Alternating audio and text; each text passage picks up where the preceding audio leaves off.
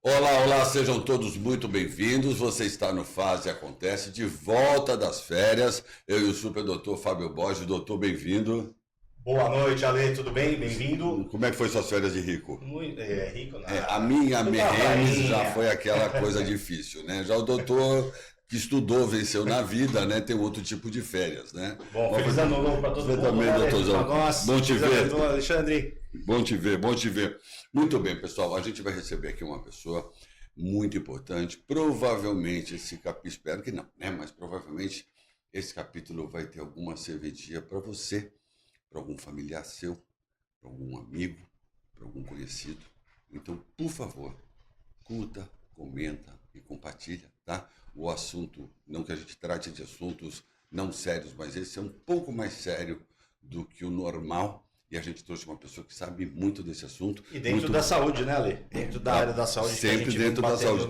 E uma pessoa que faz e acontece de verdade. Como sempre. Então, bem-vindo, Alexandre Araújo, formado em filosofia, especializado em dependência química, gestor de recuperação, presidente do Conselho Municipal de Álcool e Drogas de São Paulo, Comuda, comunicador e produtor do programa Recuperação na TV Mundo Maior. Muito bem-vindo, Alexandre. Obrigado pelo carinho e pela confiança. Estou muito feliz de estar aqui com vocês. Uma boa noite a todos. E eu também queria acrescentar no meu currículo, é muito importante para mim, que eu sou uma pessoa em recuperação a longo prazo. Sim. Isso quer dizer que eu já não faço uso de álcool e outras drogas há 35 anos. Né? Eu gosto de me apresentar para mostrar para as pessoas que recuperação existe, é possível você se superar, ressignificar sua vida, dar um novo sentido. Legal, muito legal. Vai lá, doutor Fábio. Alexandre, qual a tua idade? 61. 61. Você está 35, então você fez o uso de drogas entre os 15 e os 25, não, mais, entre os 13 anos e os 25. E os 25. Comecei bem jovenzinho. Nossa. Bem jovenzinho. Bem jovenzinho, né? Você é de São Paulo, capital? Sou de São Paulo, capital, da Pompeia, né, no bairro do Rock and Roll. Morava perto do Parque Antártica ali. Você ouvindo Made in Brasil. Da turma da Rifânia, né? Da turma da Rifânia. Da Riboga, você lembrou da turma da Rifânia, né? Nossa, a gente morria de medo da... Barão, turma do Barão. Tinha lá a turma de skate, né? A Curva da Morte. Que loucura. Foi nesse meio aí. Que loucura. Alexandre, é um prazer tê-lo aqui, porque assim, o assunto que você é especialista... principalmente essa ligação muito forte com os alcoólicos anônimos, por ser anônimo, muita gente acaba desconhecendo essa associação de recuperação de alcoólatra e às vezes não tem, a pessoa até pensa aí, mas não tem o acesso, não conhece quem tem não fala que vai. Então assim, queria que você falasse um pouco dessa associação que é tão forte no Brasil. Existe, nem sei lá quantos anos, desde que eu me conheço por gente, existe os alcoólicos anônimos, né? E eu acho que todos nós aqui temos muitos amigos ou muitas pessoas que conhecemos e que são dependentes químicos e que eventualmente a gente pode ser um braço para ajudar a fazer essa ligação, né? Fala um pouquinho pra gente disso aí. Então, você vê, em 1820, um reverendo episcopal, porque o problema do álcool começou quando o povo saiu do feudo, né, das fazendas, e foi para as grandes cidades na Revolução Industrial. Aí o álcool começou a se tornar um problema de saúde pública. Então, os primeiros tratamentos que aconteceram foi para substituir o destilado por cerveja e vinho, né? Então, não tinha esse nome alcoolismo, chamava febre do barril. Foi 100 anos depois que foi... cunhado por um médico sueco esse termo alcoolista, né? A ideia é tirar o destilado para substituir por cerveja. Por cerveja e vinho. Mas aí chegou o moço e falou, não dá, tem gente que não pode beber nada.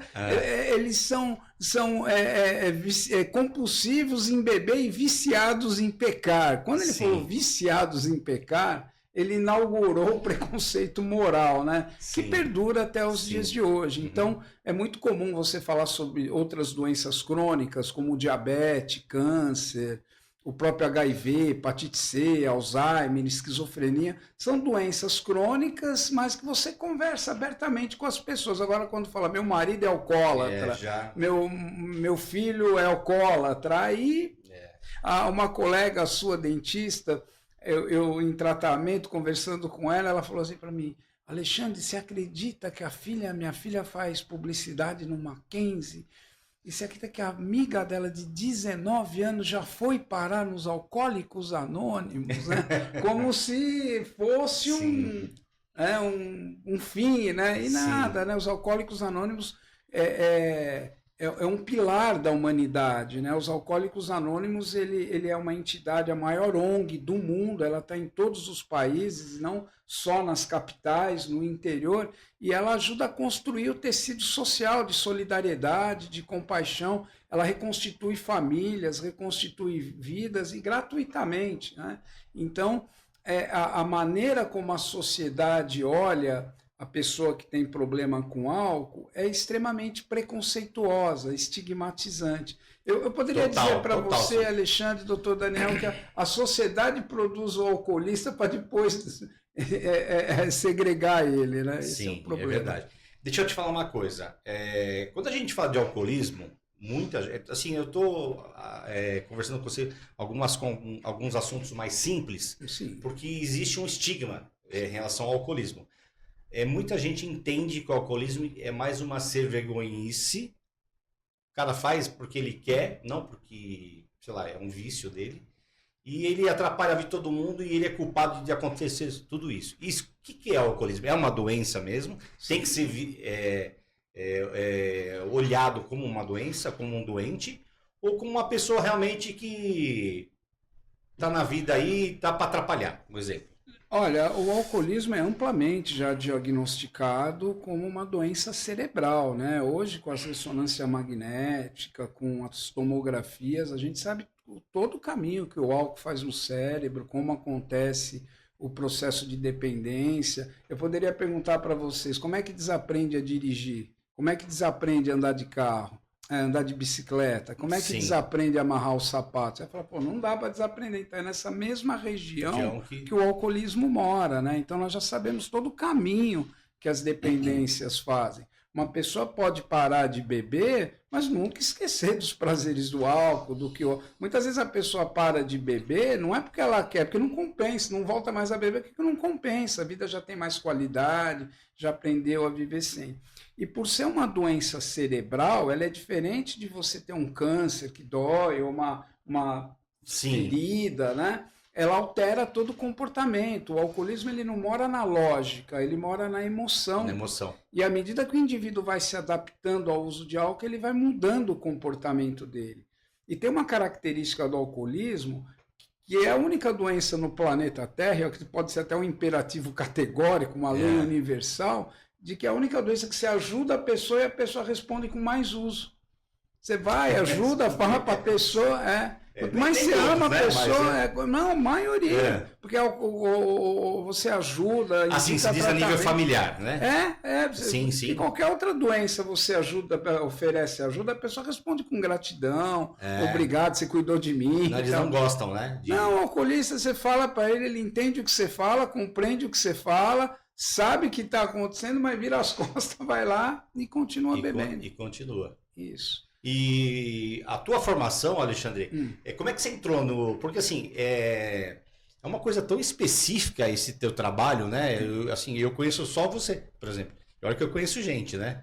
Eu tenho 33 de formado, imagina, 33 anos atendendo gente. Eu não conheço ninguém que trabalha... Eu conheço pessoas que são do AA, porque frequentam o AA, porque são ex-alcoólatras.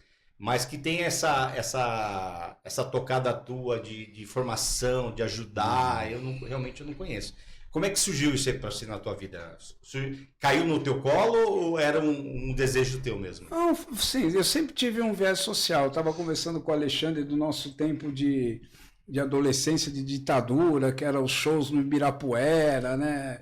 Anistia Já era diferente, né? Eu sempre tive esse viés muito social, né? Então... Sim. Eu me encontrei, depois que eu entrei em recuperação, eu consegui transformar tudo aquilo que eu passei em algo que possa contribuir com a sociedade. Até porque eu vim de uma família de dependentes, né? Nós éramos em 7, 5 foram dependentes. Então minha família... Seus irmãos, assim? Sim, pai terminou em tragédia. Foi uma coisa muito dolorosa. Então, com o tempo, me tratando, aprendendo, estudando, eu fui transformando isso em uma bandeira social para ajudar outras famílias. E ainda bem, eu tenho bastante bons resultados, né? Mas eu, depois que comecei a entrar em recuperação, eu tive uma preocupação muito grande com o abandono de tratamento. Porque de cada 10 pessoas que entram para um tratamento, em um ano, 9 voltam a usar. Então, isso é um fenômeno que a gente chama... 90%? Você pode repetir, por gentileza, Alexandre? De 10 pessoas que procuram tratamento, que passam por um tratamento... 9 em um ano volta a usar. O abandono é muito alto. Isso me incomodou muito, porque eu tinha uma grande expectativa em tratamento, em levar as pessoas para trás. Eu comecei a observar que, poxa, era ineficaz. Tem alguma coisa errada aí, né? Você imagine uma árvore doente. Você tira a árvore doente, coloca ela numa floresta saudável.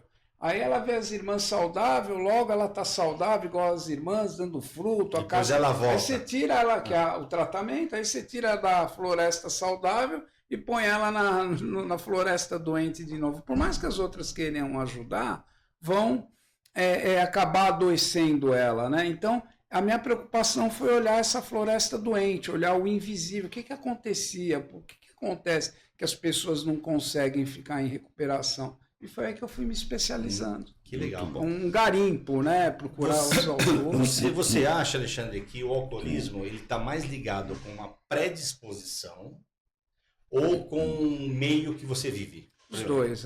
Com os dois. Os dois. Tem a hereditariedade genética, mas você também tem a adaptação. É um grande crime que o Brasil comete com o nosso futuro, que é nossas crianças e os nossos adolescentes, é a disponibilidade, preço baixo e fácil acesso ao álcool, né? 63% dos estudantes no Brasil declaram já ter experimentado álcool, né? E são dados do IBGE.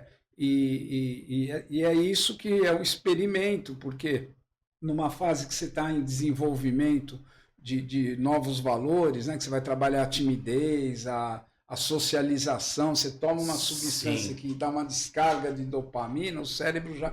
Nossa, é bom. Fora isso, você tem a cultura do álcool, né? Que é o barzinho. Porque é legal, o cara é descolado, que bebe, isso. Né? E aí mesmo se esse adolescente não tiver predisposição, existe uma adaptação orgânica, né? O fígado começa a se adaptar, o cérebro começa a se adaptar, então a pessoa desenvolve quadros de alcoolismo. Tem um outro estilo de pessoas que bebem também, que é muito preocupante no Brasil, que é o bebedor binge, que a gente chama. Não tem uma tradução para o Brasil, que é aqueles que têm uma vida normal, trabalham, produzem, são produtivos na sociedade, mas que eventualmente no churrasco, happy hour... Dá uma exagerada. E é esses que capotam carro, atropelam gente, são muito responsáveis pela violência doméstica. Chama bebedor binge? Bebedor binge. Ele não tem um critério de diagnóstico de... E ele não tem limite, num final de semana ele não tem limite. Não tem limite. Por exemplo, eu fui ajudar... Tá cheio de bebedor binge. Eu fui abordar um médico esses dias, obstetra. Tava acamado lá. Aí eu fui conversar com ele, eu falei, mas ele não tem histórico de alcoolismo? Aí eu fui conversar com ele, eu falei, não, seu Alexandre, eu tenho uma filhinha, eu tenho uma chacrinha, nós vamos para minha chacrinha, lá eu faço um churrasquinho enquanto ela está na piscininha. Aí, enquanto eu tomo uma bebidinhazinha, uma caipira. Ele tinha capotado com a filha bêbado. A filha estava na UTI, ele internado. Aqueles barrilzinhos de pinga da cidade. Não, né? Esse é um problema social, tá? Eu sou presidente do Conselho Municipal de Drogas, então estou muito atualizado com essa questão da Cracolândia, de como acabou, tal, né? E nesse processo se identificou na Cracolândia que a primeira droga usada na Cracolândia é a pinga de barrilzinho, é o corote. É um problema, assim, porque é muito acessível, né? No supermercado acho que é uns R$3, né? Quanto custa aquilo? R$3, R$5, Já doutor. pensou, Ale? Um barrilzinho de vinho. Sabe lá aquele corotinha, né? 15 ml, Então. R$3. O doutor Quirino, que é do Hub de álcool e droga, ele fala, Alexandre, isso aqui é um veneno. Crack é ínfimo perto do que esse corote faz. Então, é essa questão, né? Preço baixo, fácil acesso e disponibilidade. O Brasil passa vergonha em toda a reunião da OMS, da Organização Pan-Americana, pela falta de controle que o Brasil tem, né? Assim, de posto de gasolina, exposição. Esses dias mesmo, no Mercado Extra, tinha uma placa que eu achei engraçado, suco de uva, R$21, pão de forma, R$14, pack de cerveja com 6 cervejas, 8 e pouquinho, promoção. Falei, nossa, você bebe cerveja, mas não... Assim, então, a disponibilidade. Existe um estímulo também, né? De venda, né? Ale, vai lá. Vamos lá. Pessoal, eu vou fazer uma pergunta aqui. Eu quero muito que você em casa preste atenção nessa pergunta e principalmente na resposta. Alexandre,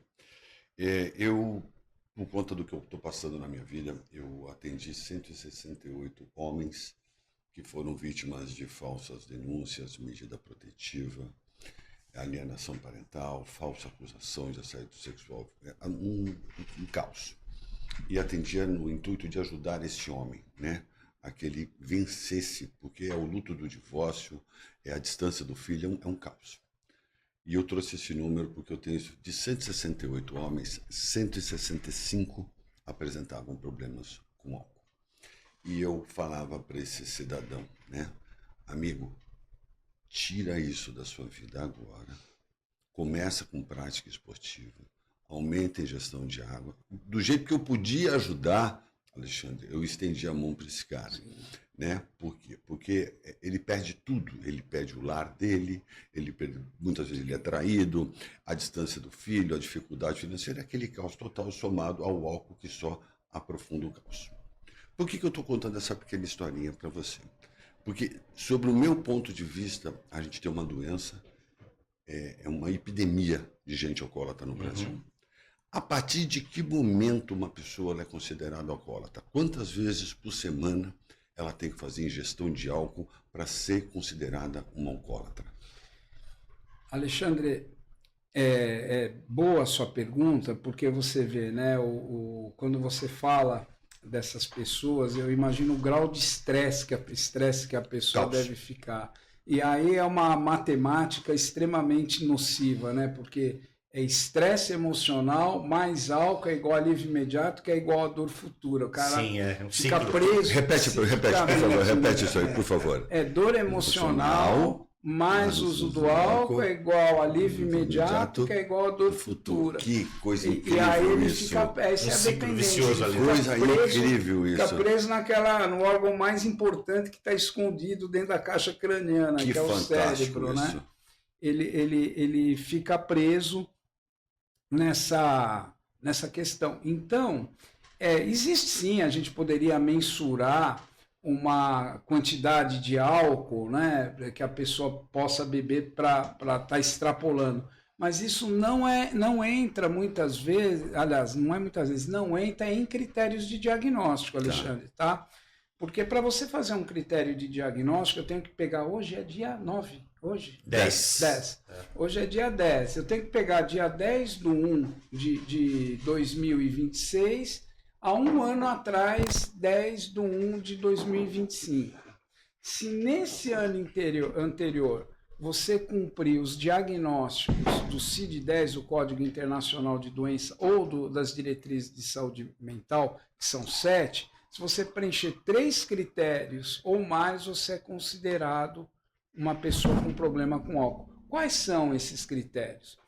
Você não ter controle do início, meio e fim. Então você fala, olha, eu vou tomar uma cerveja hoje. Aí você toma uma caixa. Vai tomar uma taça de vinho, toma uma garrafa. Toma a garrafa toda, você não tem o controle. Outro critério de diagnóstico é você fazer uso de uma outra substância para aliviar os sintomas da anterior. Então você acorda com aquela ressaca de manhã, ou quer tomar uma coisinha para aplumar, ou quer tomar um calmante para tirar a ânsia. Alguns vão fumar maconha, sabe? Alguma coisa para aliviar aquele sintoma.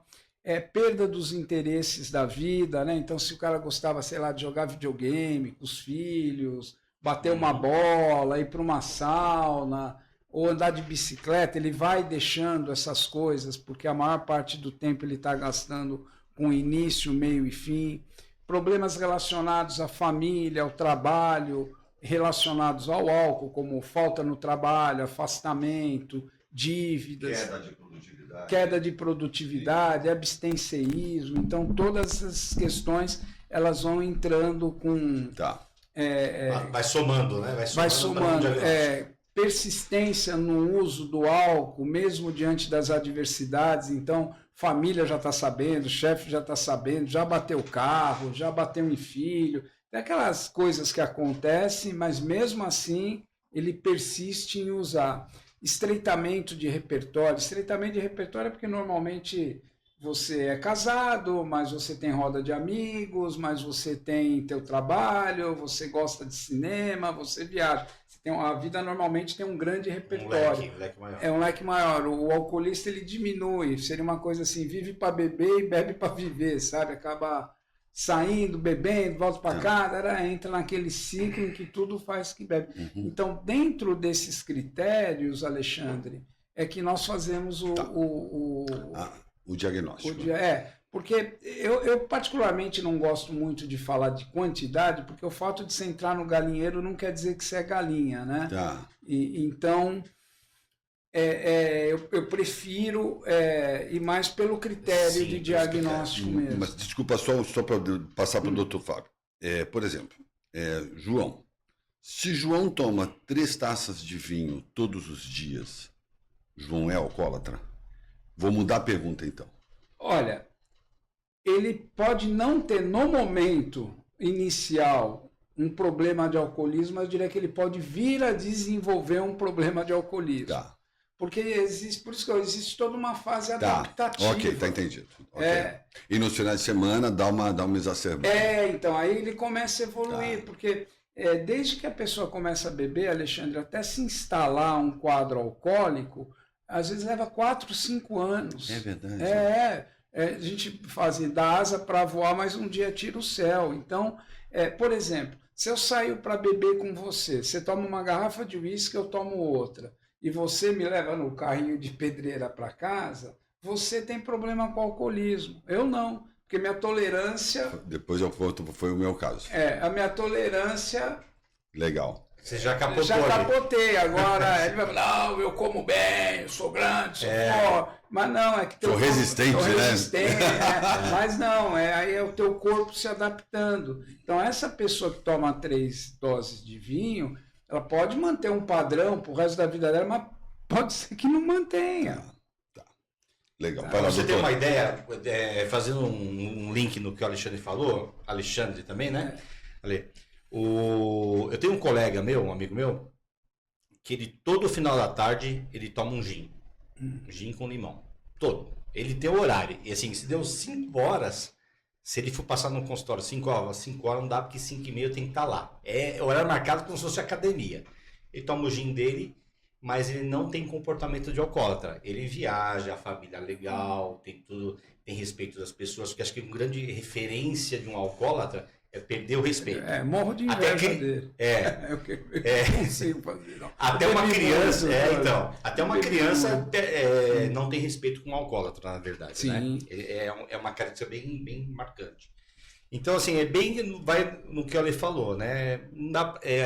São várias coisas que mas você vê, quando ele fala do amigo, Alexandre, você vê, mas ele trabalha, mas ele estuda, ele faz isso, entendeu? Ele mantém a estrutura da vida. Ele mantém a estrutura. Ele é funcional. Sim. Então, não dá para você falar que o álcool ele tem um problema causado pelo álcool, né? Não tem. Agora, no meu caso, se ele me chamasse para tomar uma dose de gin, eu ia ficar bravo com ele. Eu queria tomar garrafa de gin. Não queria tomar uma dose. É uma coisa que eu tenho plena convicção do meu alcoolismo. Eu bebia muito e gostava. Né? E gostava? Gostava não, gosto. Eu só não bebo mais. Né? Sim. Muito bom, muito bom. Porque, viu, Alexandre? Não, doutor, vai lá.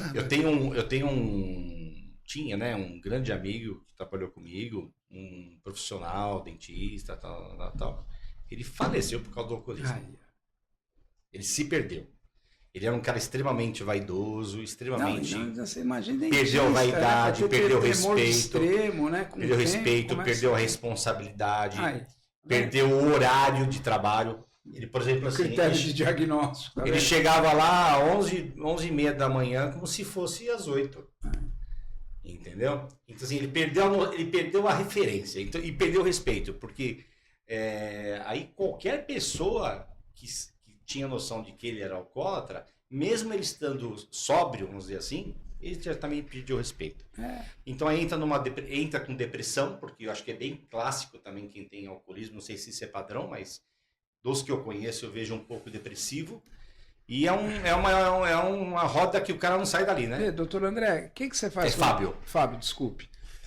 Doutor Fábio, quando o senhor está com sede, o que o senhor faz? Água. Quando o senhor está com sono? Tento dormir, Quando está com fome? O alcoólatra, quando está deprimido, irritado, estressado, o que ele faz? Bebe. Entende? Isso é um mecanismo psíquico.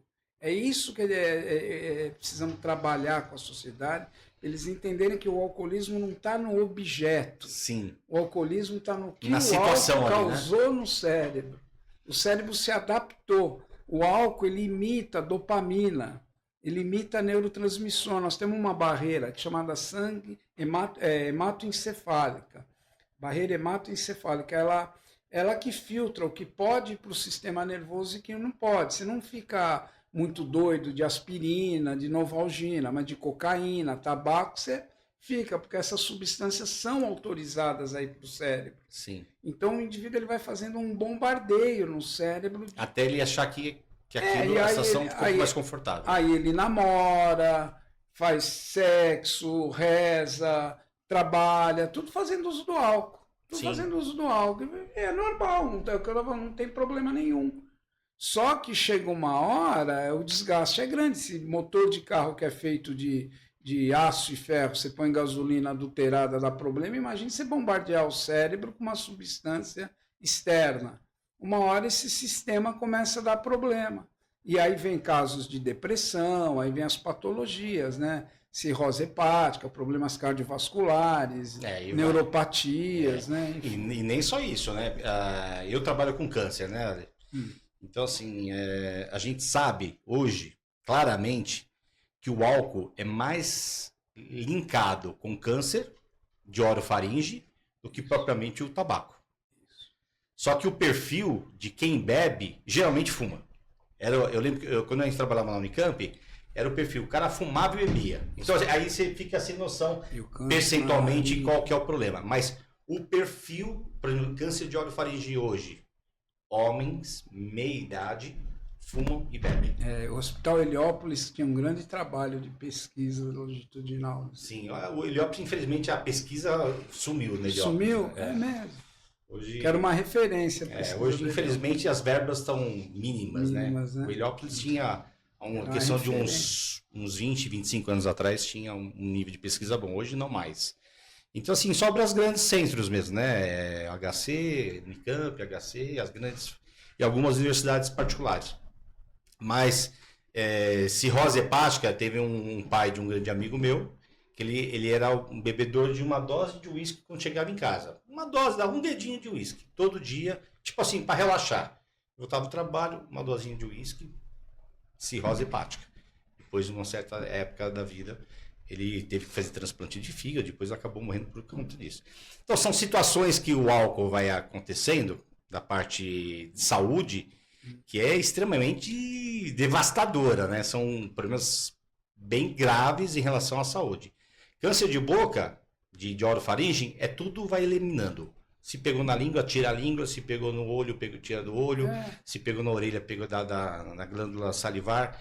Perde geralmente a base do olho, perde a orelha. Quer dizer, assim, são doenças bem agressivas e que a pessoa às vezes não tem nem noção disso, nem né? Noção do que não tem nem noção do risco, inclusive, né? A OMS soltou uma nota o ano passado dizendo que não existe uso de álcool seguro mais, né? Dosagem, né? Falava, que era o vinho, podia um copo, agora diz que é zero mesmo, né? Por causa disso mesmo, né? Câncer, de câncer. É muito agressivo para as células. Sim. A gente está focando bastante no álcool, Ale. Mas eu sei que você também trabalha com outras drogas, né? Não só exatamente o álcool, né? Não. Conta um pouquinho pra gente disso aí. Hoje em dia a gente costuma dizer que é alcoólatra sangue puro. Vai tudo no mesmo balaio? Né? Tá em extinção. O genuíno alcoólatra. Sim, né? aquele que vinha driblando na rua ali, né? Chegava driblando. Tá meio em extinção. Você vê álcool e maconha, álcool e cocaína, né? Sim. Às vezes o cara faz uso. O álcool é o carro-chefe, mas ele usa outras substâncias. Mas é uma abertura? O álcool é uma abertura para outra sim, droga? Sim. Ou a outra droga é abertura para o álcool? Sim. Mas o álcool inicia no álcool, né? Sim. Que é mais fácil, né? Porque quando você come arroz, feijão, bife, ovos e uma salada, você sente no paladar a diferença, mas para o estômago, né, mesma coisa. É a mesma coisa, álcool, cocaína, você pode sentir o barato diferente, mas para o cérebro é tudo substância. Então você tem um médico que eu acompanho, ele falou para mim, ele veio de uma família difícil, ele falou que a primeira vez que ele cheirou cocaína, ele pá! Você falou assim, eu resolvi minha vida ali. Eu falei, agora eu encontrei o que... E aí ele falou, eu me formei, eu me especializei, tudo fazendo isso pelo barato que ele sentiu. Depois trocou por álcool e assim foi, até que me procurou, tá bem aí hoje, tá bem. Mas é uma porta de entrada, não adianta querer falar que não, imagina, mas qualquer cigarro, tabaco também. E o pessoal fala assim, é médico, é dentista, advogado, tal. Mas acho que os grandes alcoólicos começam nas universidades, né? Porque os caras matam a aula e vai, né? E sempre exagero, né? Porque talvez assim, o álcool dá um barato, ser um cara descolado, né? Pelo menos antigamente. A indústria do álcool é pesada. Cara? Antigamente você tomava, o cara que tomava todo, era um cara, né? Um cara da moçada, né? Existe isso ainda, Ali? Existe. Em 2015, né? A OMS chamou as indústrias de bebida, Ambev, tudo, para uma reunião na OMS. Eles estavam apavorados de a OMS começar a dar o tratamento para o álcool, mesmo que deu para o tabaco no mundo, né? E a indústria da bebida falou, não, vocês têm razão, nós vamos aplicar 16 bilhões de dólares a partir de agora em campanhas de combate ao alcoolismo. Esquece. Não, aplicaram. Só que eles aumentaram o lucro deles em 10%, porque eles fizeram uma campanha que nem a bebida essa de garrafinha, né? Eles fazem negócio com rave, tudo psicodélico, e embaixo põe beba com moderação. Ah, sim. O que é beber com moderação, né? Festa de criança meia dúzia de cerveja, final de Copa do Mundo pode ser uma garrafa de uísque, sabe? Sim, é aquela informação que não serve para nada. Né? Então, as amigas, a Ilana Pinsky, pesquisadoras aí, elas foram debruçar para estudar, a indústria vendeu mais, porque eles usaram a própria campanha para se promover. Né? Então, é uma indústria muito pesada. Pesada. Né? Muito dinheiro aí, né? Muito pesada. Nossa época tinha as propagandas do Hollywood, lembra? Que era um Carlton. Só música legal, né? Então, isso eles estavam com medo disso. Então, a campanha que eles fizeram foi uma campanha igual a campanha do tabaco, e embaixo eu vendo na TV, beba com moderação. É ridículo aquilo, né? Vai lá ver. Deixa eu tratar um capítulo da noite de São Paulo, que eu vivi presencialmente, e tirei uma conclusão que eu posso estar falando uma tremenda bobagem. Em 95, eu tomei conhecimento da primeira pastilha de êxtase sendo vendida em São Paulo. Aí, Alexandre, começaram as raves. A rave começava sábado e ia parar no domingo. Eu nunca me adaptei com essa droga. Eu vi as pessoas 2, 3 pastilhas de êxtase e elas ingeriam muita água e não ingeriam álcool, né? E então elas tinham dentro delas a sensação que estava tudo bem, eu estou na água. Eu estou na água, estou na pastilha e estou na água. E muitas dessas pessoas, eu tive relatos depois que simplesmente murcharam. Murcharam no sentido de depressão profunda, desentendimento crônico da vida, perda de carreira, não conseguiram sair do lugar. Sobre o meu ponto de vista, o efeito do êxtase é muito mais devastador até do que os que eu conheci que faziam uso de álcool e cocaína. E teve um detalhe que me chamou muita atenção. Os que tiveram filhos, e por favor, eu não estou fazendo uma afirmação, só estou fazendo uma constatação. Sim. Os filhos nasceram autistas. Tem alguma relação? Olha, eu não conheço, Alexandre, a relação, tá? Então, eu vou até pesquisar e numa outra oportunidade eu te dou essa informação. É uma safra inteira. Eu não tenho dessa relação com a gestação, porque pelo o que eu estudei, o alcoolismo, ela tem uma relação, a gestação tem uma relação muito forte com o alcoolismo, com o tabaco, tá?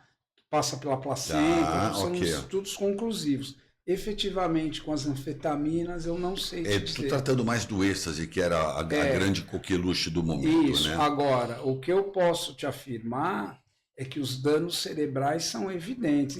O que faz o êxtase a longo prazo? Em linhas gerais. Ele não é uma droga assim que te causa uma. Neurodegenerativo. Isso, é neurodegenerativo. Ele não é uma droga que te causa. Dependência, assim. Você não vê o cara dependente de êxtase, tomando êxtase todo dia, tal. Eu conheci. Conheci. Mas gente muito famosa. Que às vezes andava na base da pastilha. E às vezes você vai ver esse cara que substituir isso pela anfetamina mesmo, né? Porque o êxtase é a base de anfetamina. E agora, o que é muito complicado é os transtornos mentais, né? Os transtornos mentais. Porque existem pessoas que nascem com transtorno mental e acabam usando droga para aliviar os sintomas. Por exemplo, o cara que tem depressão crônica de genética, ele cheira a cocaína. Até que Freud quis usar a cocaína para tratar depressivos, né? A pessoa que tem THDA também vai fumar maconha, o cara é agitado, ansioso, fuma maconha. E dá aquele relaxado. Relaxa. Só que isso é um bombardeio no sistema, então a possibilidade de agravar é muito alta. Tem pessoas que nascem com um transtorno encapsulado, né? Encapsulado assim, talvez ele passe a vida toda e não se manifeste, mas usando êxtase, ayahuasca, ibogaína, maconha, então, nossa, esse transtorno faz o quê? O índice, na minha profissão é difícil, tá?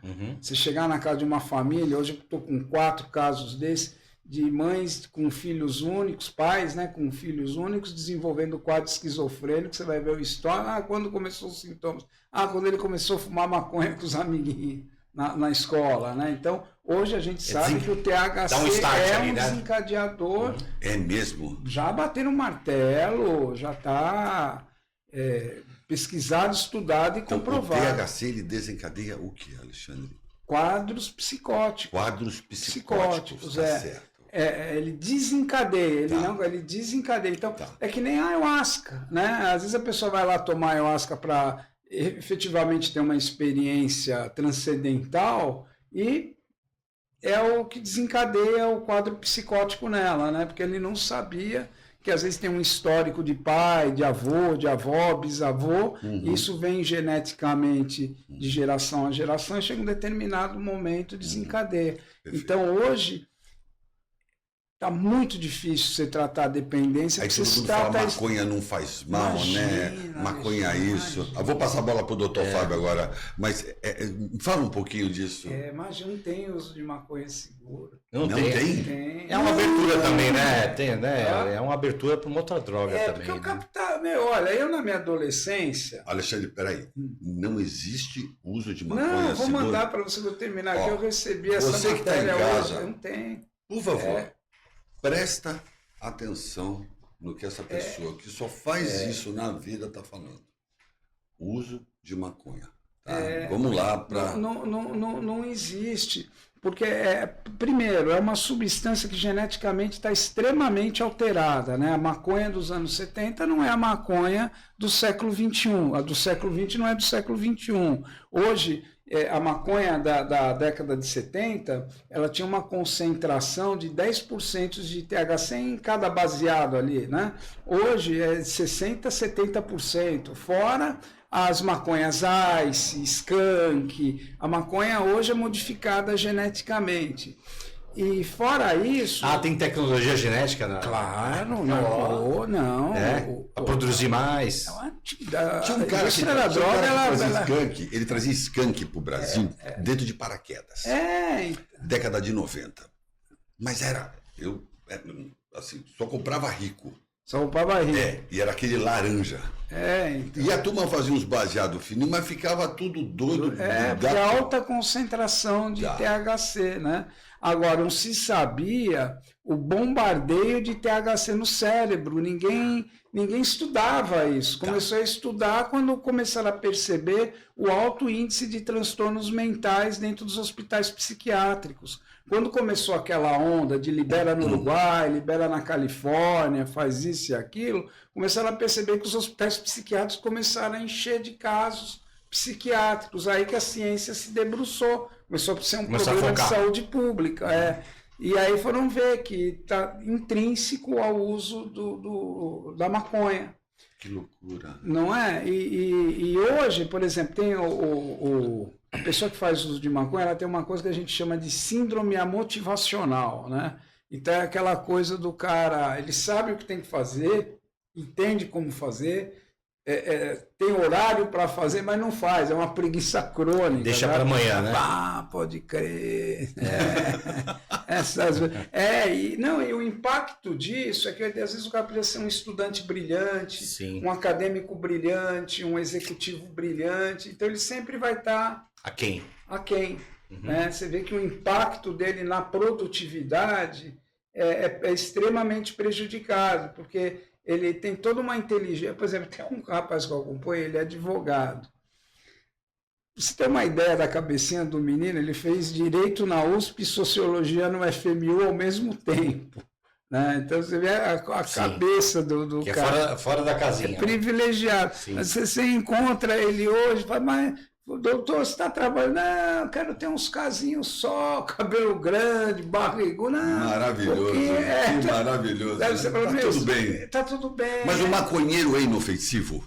É inofensivo, geralmente não faz mal para ninguém, né? Dificilmente você vê um alcoólatra oferece mais risco à sociedade que um maconheiro. O alcoólatra sim, porque o álcool... Vai pegar fogo isso aqui, doutor. Vai dar um barulho. Mas porque a maconha, ela não te afeta o lobo frontal, né?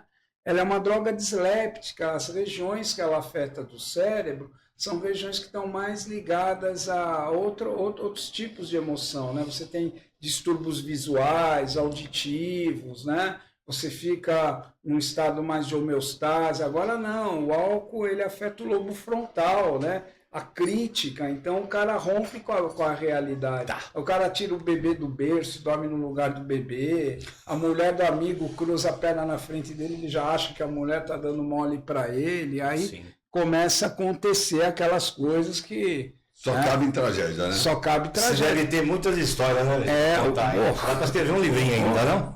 Dá para escrever um livro. Vamos lá, mas dá mais duas perguntas, doutor Fábio. Quer mandar daí, eu mando daqui? Bom, falando, a gente colocou aqui no script aqui, para a gente falar um pouco da Cracolândia, né? Se eu te desse o poder de ser governador, com o conhecimento que você tem de droga, o que você faria com a Cracolândia? Olha... Eu vou fazer a defesa dos meus colegas lá. Eu falo isso sendo apolítico, tá? Eu falo de colegas porque muita gente que teve nessa frente do Estado e da Prefeitura são colegas meus de jornada que são comprometidos há 20 anos já com a causa da dependência. Mas foi muito legal o trabalho que foi feito na Cracolândia. Por quê? Porque eles pesquisaram no mundo inteiro muitas boas práticas de intervenções em cenas de uso aberto, na Holanda, na Suécia, nos Estados Unidos, e aplicar a realidade do Brasil. Né? Então, esse trabalho... Porque é difícil isso mesmo. Esse trabalho foi muito bem feito. Então, por exemplo, até semana passada, eu estava conversando com o secretário Ortega de Assuntos Estratégicos da Prefeitura, E eu podia até passar para vocês o contato deles para vocês entrevistá-los, aqui ver se é possível, né? E ele me falou, Alexandre, até agora nós já aprendemos 149 casas na região da Cracolândia que estava na mão do PCC. Então, 149 residências. Residências que o crime organizado comprou para se estruturar. Então, o que eles fizeram na Cracolândia? 600 pessoas foram recambiadas, né, que não eram do estado, a grande maioria lá, 50% não é de São Paulo, muitos vêm do interior de São Paulo, eles trazem de van para cá e solta aqui em São Paulo, os caras comum acontecer isso. Voltaram para lá. Uma parte foi presa, identificada pelo Smart Sampa. A favela do Moinho, que era a base do tráfico, foi desativada. Os serviços de internação funcionaram, internaram mais de 1.200 pessoas. As casas moradias também foram abertas, fizeram também um projeto, assim que esvaziaram, fizeram um projeto de reurbanização. Então, esse esvaziamento das cenas de uso aberto não foi uma ação só, foi um conjunto de ações que resultou nesse esvaziamento. Muita gente fala pulverizou, pulverizou, mas nossa cidade tem 12 milhões de habitantes, São Paulo. Seria ingênuo pensar que você ia ter mais aglomeração de moradores de rua, tudo, né? Agora, o grande problema, doutor Fábio e Alexandre, meu xará, Ale, é isso. O grande problema é aquele exemplo que eu te dei da árvore. Você tira essas pessoas, você dá assistência, você trata elas, você estabiliza elas voltam. Aí você tira ela e põe ela na rua de novo. Você imagina, você acha que uma pessoa com dependência química pode chegar no trabalho, uma hora que ela está em crise, e falar, ô colega, me ajuda, eu sou dependente químico, estou estressado, com vontade de usar? Ele não pode. Não, a população não aceita isso. Pode. Né? Se um cara sabe que a filha dele vai namorar com um cara que era dependente químico que saiu da rua, não pode falar. Não pode falar. Então, por isso que hoje eu dedico minha vida muito ao combate, ao preconceito, ao estigma, né? Porque o grande problema hoje da Cracolândia é como a gente reinserir essas pessoas para quebrar essa porta giratória. Mas né? Você percebe uma vontade deles em retomar a vida ou não? Todos, Fábio. Todos? 100%. Sério? Você acha que... Claro, não tem ser humano que não Sabe quer por ter... que eu te pergunto isso? Eu tenho uma paciente que ela trabalha num posto de saúde do lado da Cracolândia. Então os Cracolândia vai tudo lá. E aí o pessoal às vezes traz doações de roupas e tal, né? Daí deram uma roupa para um cara lá e tal, para ele se vestir melhor, que ele tava praticamente pelado, vai.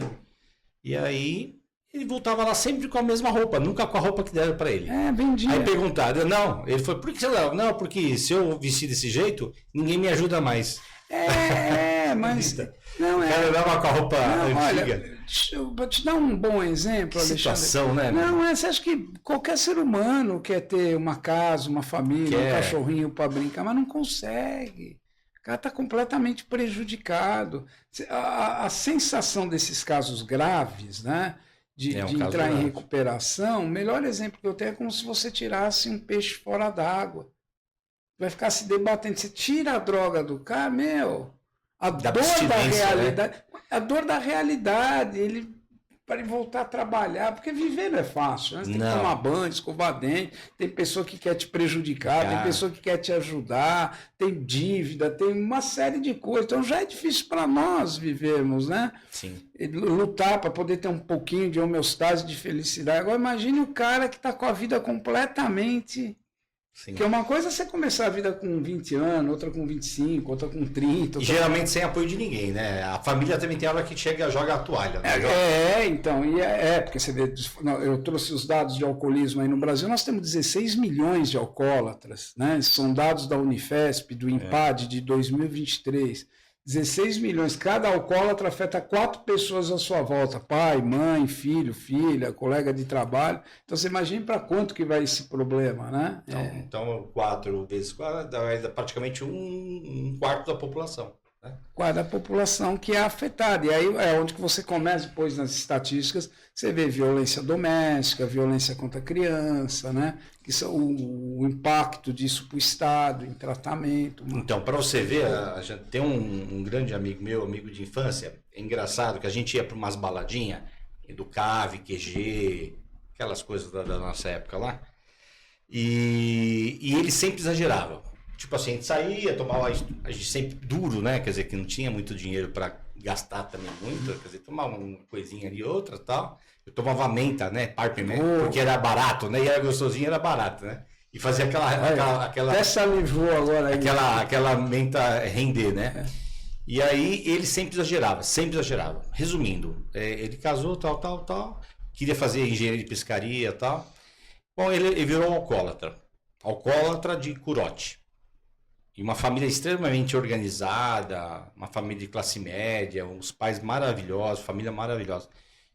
E a gente chegou uma época, os amigos de infância, fulano, tal, vamos fazer o seguinte, a gente vai te alugar um carro do Uber, que ele chegou até o último ano de engenharia, mas não se formou.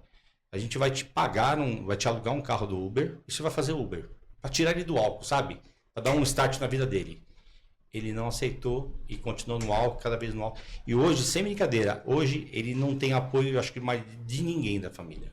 É que daria um programa, Fábio, para mim te explicar. Mas você tem muitas histórias parecidas com isso, né?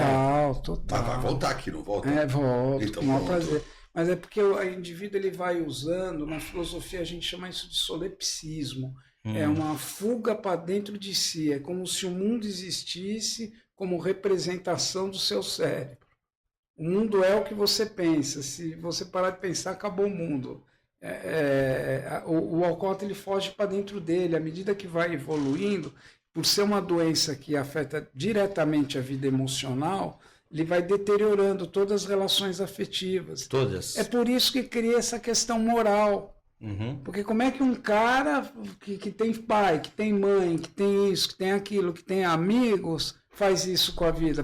Pode ser um sem vergonha. Exatamente. Você vê o fundador do AA, o Dr. Bob, era neurologista. Sim. Ele fazia cirurgia cerebral nos Estados Unidos da década de 30. Então ele fazia parte de uma casta e às vezes pegava ele caído na rua. Entende? Então, daí que surge esse cunho moral das dependências, né? Mas isso é um sofrimento psíquico muito grande. E aí também, por exemplo, no caso desse seu amigo, chega um determinado momento das dependências, Fábio, que o cérebro fica igual um carro que só tem acelerador, sabe? Não tem freio. Não tem freio. E aí você pensa que é o cara que não quer, mas ele não consegue mais ter freio. E aí já é um dano cerebral. Aí são danos já causados, lesões no sistema nervoso central, que aí é outro método de tratamento. Inclusive, Ale, esse amigo meu, um dia ele foi lá no consultório, conversar comigo, ele é disléxico, você não consegue conversar um assunto de um pão com manteiga na padaria, algum assunto trivial. Ele não tem nexo, ele é dislexo da conversa. Está desconexo, a gente fala, está desconexo. Totalmente. Então, ele já a cabecinha dele... Você não consegue conversar um assunto normal com ele. Você viu que o Maduro foi preso? Pode ter entrado num quadro de demenciação, né? Que a gente chama de síndrome de Korsakoff, né? Que é a demenciação. É uma síndrome. Foi um médico russo que diagnosticou, ele trabalhava com alcoolistas em hospitais na Rússia e antes na União Soviética, né, na época. Sim. E ele começou a perceber que existia um grande número de alcoólatras que entravam em quadro de demência. E por isso que batizaram síndrome de Korsakoff, que é o nome do médico, que é uma demência decorrente do álcool no cérebro. Beleza, vai lá, Lê. Muito bem, vamos aqui para a última parte. Nos bastidores a gente conversou, temos um amigo em comum, o doutor Marcelo Ribeiro, né? Doutor Marcelo Ribeiro mora aqui, e doutora Lígia do Alibo. Doutor Marcelo Ribeiro, eu tenho uma gratidão de vida com ele, né? Eu passei por um curto período de um problema e o doutor Marcelo Ribeiro, com a sua vasta experiência, atuou de maneira muito cirúrgica e me ajudou demais. Por fim, dá para chamar o usuário de sem vergonha? Não. Não, Não. não dá. Ninguém usa por sem vergonhice, Alexandre. Olha, se ele usa por sem vergonha... Que é pesado, não que é pesado o que eu estou falando aqui. Porque muita gente não usa porque é sem vergonha. É porque assim, Alexandre, existe uma crença social que a pessoa tem problema e faz uso de álcool. Tá. Então ela é sem vergonha e faz uso de álcool, vamos dizer. Ok. É ao contrário. Ele faz uso de álcool e é sem vergonha e vai ficar mais, vai ser um sem vergonha alcoolista. Entendeu? Sim, entende. A mão é inversa. A mão é inversa. Eu entendo. A gente tem que olhar, porque que nem quando eu falei assim da questão da maconha, que não usa uso seguro, eu não estou falando de aspectos morais, eu estou falando de saúde. Saúde. Saúde, depende se você quer um Ninguém problema está condenando o maconheiro.